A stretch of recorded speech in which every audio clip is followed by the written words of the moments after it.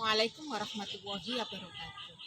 Anak-anakku, semoga kita selalu berada dalam lindungan Allah Subhanahu wa taala. Amin ya rabbal alamin. Marilah pembelajaran ini kita awali dengan bacaan basmalah bersama-sama. Bismillahirrahmanirrahim.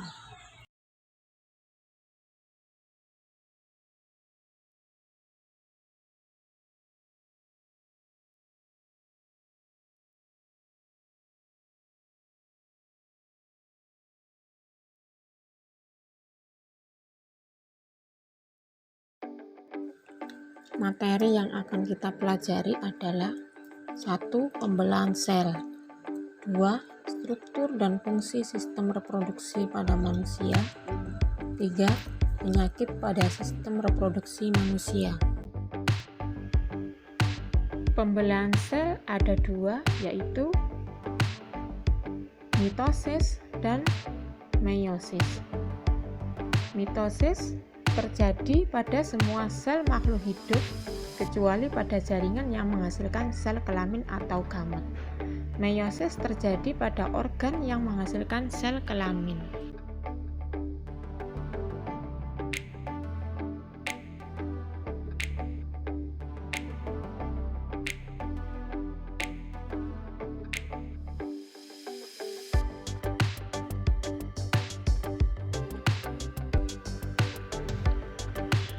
Kita bahas dulu pembelahan mitosis. Tahap-tahap pembelahan mitosis adalah yang pertama, profase. Membran inti mulai rusak menjadi bagian-bagian kecil atau menghilang. Benang-benang kromatin memadat menjadi kromosom. Tahap yang kedua, metafase. Kromosom berjajar di bidang ekuatorial atau tengah. Tahap ketiga adalah anafase.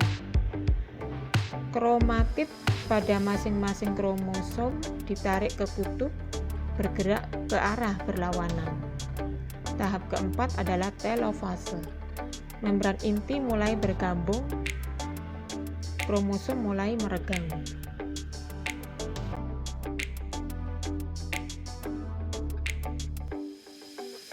Pembelahan meiosis.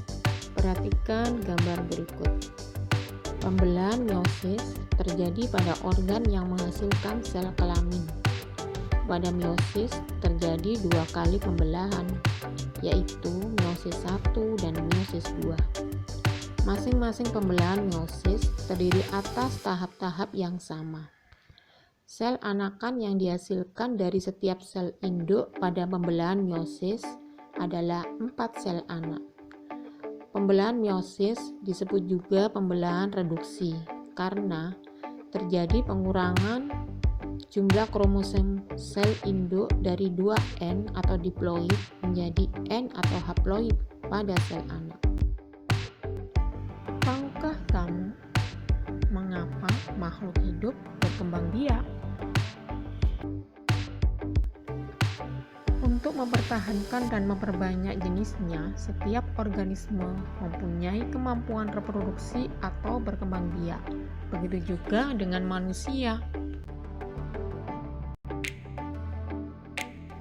Perhatikan gambar berikut ini.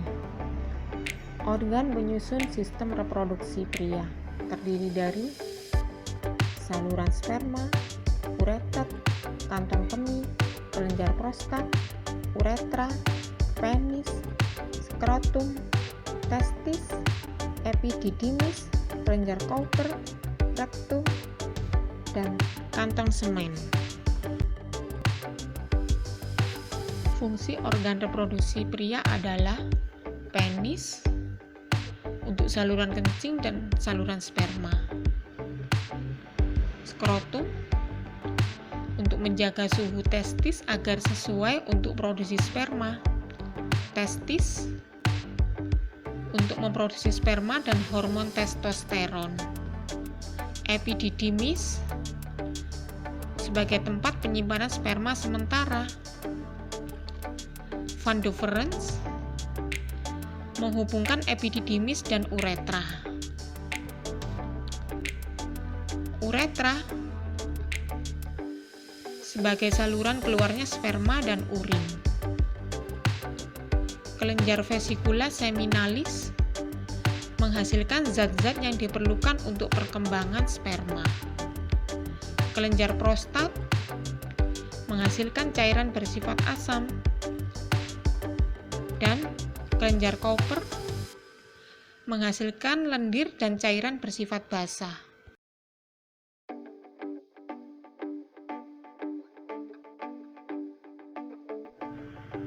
Berikut adalah organ penyusun sistem reproduksi wanita, yaitu kantong kemih, lubang urin, lubang vagina, rahim, indung telur, dan ovida. Berikut adalah fungsi sistem reproduksi wanita. Ovarium atau indung telur berfungsi untuk memproduksi ovum serta menghasilkan hormon estrogen dan progesteron. Oviduct atau tuba Fallopi berfungsi sebagai tempat fertilisasi atau pembuahan. Rahim atau uterus berfungsi sebagai tempat tumbuh dan berkembangnya janin.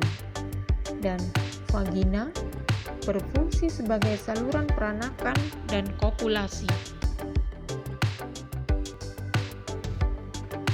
Selanjutnya, amati gambar berikut ini ya. Hei, kenapa aku bertambah besar dan tinggi? Itu karena sel-sel penyusun tubuh makhluk hidup mengalami pembelahan sehingga bertambah banyak. Pertambahan jumlah sel inilah yang menyebabkan tubuh bertambah besar dan tinggi. Pembentukan sel juga berfungsi mengganti dan memperbaiki jaringan.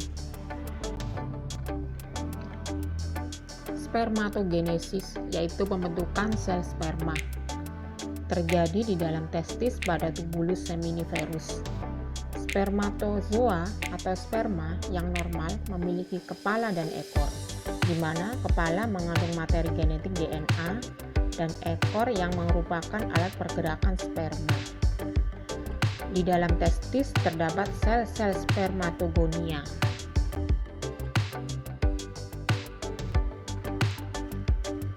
Proses oogenesis, yaitu proses pembentukan sel telur atau ovum pada wanita, terjadi dalam indung telur atau ovarium. Di dalam indung telur terdapat sel-sel oogonium.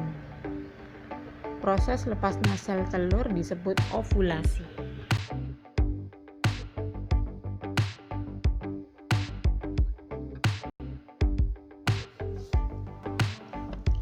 Diagram proses pembentukan sperma dan proses pembentukan ovum. Perhatikan diagram spermatogenesis. Pembentukan sel sperma terjadi di dalam testis, tepatnya pada tubulus seminiferus. Di dalam testis terdapat sel-sel spermatogonia yang merupakan sel induk sperma. Sel-sel spermatogonia bersifat diploid. Sel-sel ini akan membelah diri secara mitosis dan menghasilkan spermatosit primer. Spermatosit primer akan berkembang menjadi sel-sel spermatosit sekunder melalui pembelahan meiosis sehingga bersifat haploid. Kemudian spermatosit 2 atau sekunder akan membelah dan menghasilkan 4 spermatid. Selanjutnya, spermatid akan mengalami proses pematangan atau spermiogenesis membentuk sperma matang. Berikutnya, amati diagram oogenesis. Di dalam indung telur terdapat sel-sel oogonium. Oogonium yang merupakan bakal sel telur yang bersifat diploid. Oogonium membelah secara mitosis dan berkembang menjadi oosit primer dan bersifat diploid. Oosit primer membelah dan menghasilkan sebuah oosit sekunder dan sebuah badan kutub satu. Ukuran badan kutub lebih kecil daripada oosit sekunder. Oosit sekunder dan badan kutub 1 bersifat haploid. Selanjutnya, oosit sekunder akan membelah dan menghasilkan sebuah ootit dan sebuah badan kutub 2. Adapun badan kutub 1 akan membelah dan menghasilkan 2 buah badan kutub 2. Pada perkembangan selanjutnya, kedua badan kutub ini meluruh. Setelah itu, ootit akan berkembang menjadi sel telur atau ovum. Badan kutub 2 hasil pembelahan oosit sekunder akan meluruh seperti badan kutub 2 lainnya. Proses fertilisasi atau pembuahan. Ketika ovum telah matang, ovum dikeluarkan dari ovarium menuju uterus. Proses pelepasan ovum dari ovarium disebut ovulasi. Dalam perjalanannya ke uterus, jika ovum bertemu dengan sperma di tuba falopi atau saluran telur, ovum akan dibuahi oleh sperma. Proses pembuahan ovum oleh sperma disebut fertilisasi. Ketika pembuahan berlangsung, hanya kepala sperma yang masuk ke dalam ovum. Inti sperma bergabung dengan inti ovum. Jika telah ada satu sperma yang masuk ke dalam ovum, sperma lain tidak dapat menembus membran ovum. Menstruasi atau haid. Sejak masa pubertas, usia 10-15 tahun, tubuh wanita mengalami proses bulanan yang disebut dengan siklus haid. Perubahan tingkat hormon mempertebal jaringan endometrium atau rahim dan memperbanyak darah yang akan jadi zat makanan bagi telur yang dibuahi. Perhatikan gambar berikut ini. Perubahan dinding rahim pada saat sel telur masak dan menstruasi. Pada minggu pertama, lapisan rahim luruh dan keluar sebagai aliran darah haid melalui vagina. Pada minggu kedua, lapisan rahim menebal kembali sebagai persiapan untuk sel telur berikutnya yang matang dalam indung telur. Pada minggu ketiga, telur matang lepas dari indung telur. Telur dapat dibuahi dalam waktu 36 jam di dalam saluran telur, yaitu ovidak atau tuba falopi. Pada minggu keempat, telur mencapai rahim. Jika telur tersebut telah dibuahi, akan tertanam atau implantasi di dinding rahim. Sebaliknya, jika telur tersebut tidak dibuahi, akan meluruh dan keluar bersama lapisan dinding rahim sebagai darah haid. Siklus haid berlangsung hingga perempuan berusia 40 tahun hingga 50 tahun.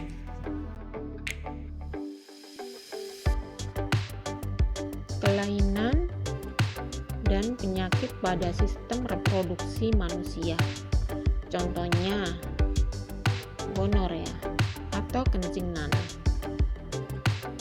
Penyebabnya adalah bakteri Neisseria gonorrhoeae. Chlamydiasis. Penyebabnya bakteri Chlamydia trachomatis. Sifilis atau raja singa. Penyebabnya bakteri Treponema pallidum. AIDS. Penyebabnya adalah virus HIV. Candidiasis atau keputihan. Penyebabnya adalah jamur Candida albicans. Berikutnya adalah herpes genitalis. Penyebabnya adalah virus herpes simplex. Kesehatan organ reproduksi, di antaranya menjaga kebersihan organ reproduksi bagian luar, mengkonsumsi makanan yang higienis dan cukup nutrisi, yaitu makanan yang steril serta bebas racun dan bahan kimia berbahaya. Tidak mengenakan celana yang terlalu ketat karena dapat menyebabkan peradangan pada organ reproduksi. Mengenakan pakaian dalam berbahan katun yang dapat menyerap keringat untuk mencegah kondisi lembab yang dapat memicu perkembangbiakan bakteri, serta meningkatkan iman dan takwa untuk selalu menjaga diri dari pergaulan bebas. Anak-anakku, semoga pembelajaran ini bisa bermanfaat bagi kita semua. Marilah pembelajaran ini kita tutup dengan bacaan hamdalah bersama-sama. Alhamdulillahirrahmanirrahim. Assalamualaikum warahmatullahi wabarakatuh.